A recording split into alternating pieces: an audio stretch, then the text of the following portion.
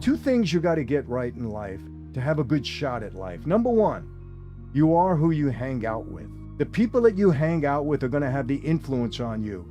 Why do you think I go to church? Why do you think I try to stay around people that I know are good people? Because it's a better influence on me. It doesn't give me negative thoughts. You know, sometimes you can take the boy out of Brooklyn, can't always take Brooklyn out of the boy. So I don't want those negative people around me to put these thoughts, you know, a little past that now at 74. But on my journey, let me stay with the right people. I don't need to be influenced.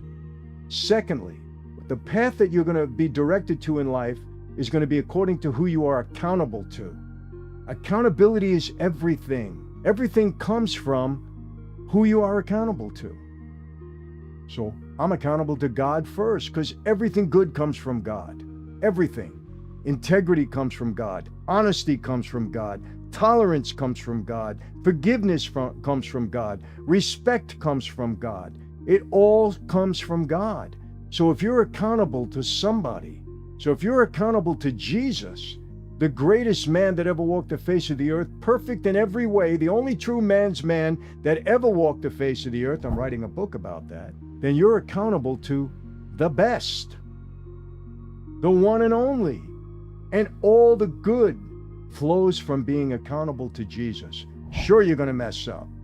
But when you do mess up, it's going to bother you. And you're going to try to get it better. You're going to ask to be forgiven and get it better the next time. And I guarantee the pattern of bad things that you once lived in, they're going to get better and better. And you're not going to live in that pattern anymore. That's how you defeat drugs. That's how you defeat alcohol. That's how you defeat all the vices that are out there. I've seen it throughout my life. People that have beaten these bad vices because they turned their life to Jesus, the greatest man that ever walked the face of the earth, and the Savior of the world.